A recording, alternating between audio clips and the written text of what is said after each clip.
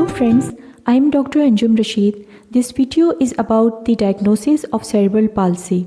I will discuss the neuroimaging findings and the laboratory workup. Diagnosis of cerebral palsy is made by a careful history and physical examination of the child.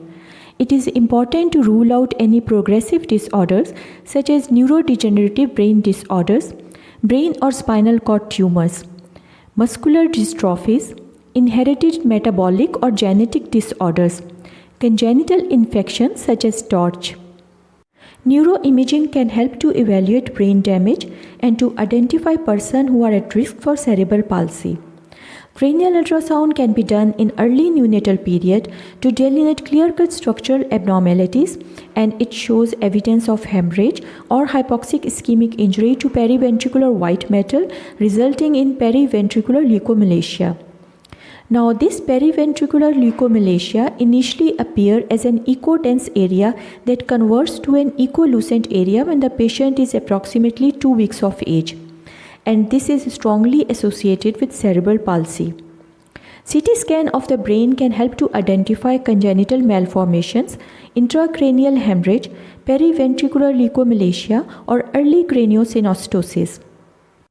MRI of the brain is the diagnostic neuroimaging study of choice in cerebral palsy. 89% of the CP children, they have abnormal MRI.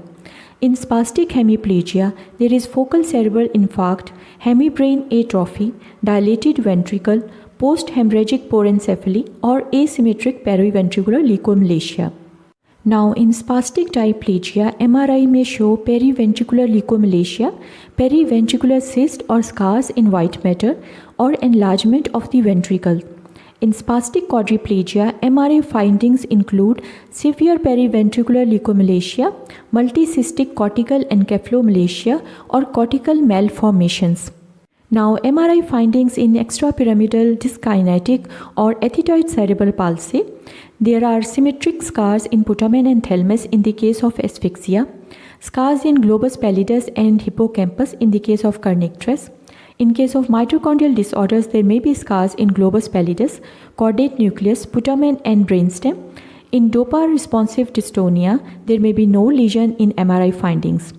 Now, additional laboratory workup in a child with cerebral palsy include complete blood count, TLC count for infection, and platelet count for the side effects of anticonvulsant, serum electrolytes and blood glucose, especially in the case of feeding problems, urine microscopy and culture to rule out urinary tract infection. Chest X-ray is done for aspiration pneumonia. Hearing assessment and visual assessment is also important.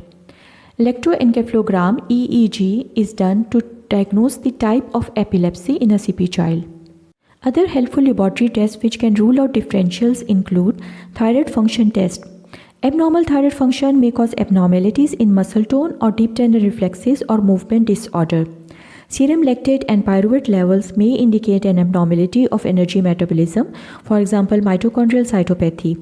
Elevated ammonia level may indicate liver dysfunction or urea cycle defect. Serum amino acid and urine organic acid values may reveal inherited metabolic disorders. Creatine phosphokinase level is important in weak, low-tone children, and also electromyography and nerve conduction studies should be done in order to rule out any muscle or nerve disorder. Now, TORCH antibody titers should also be done, and chromosomal analysis and genetic studies are also important. Thanks for watching this video. Please like, share and subscribe to my channel.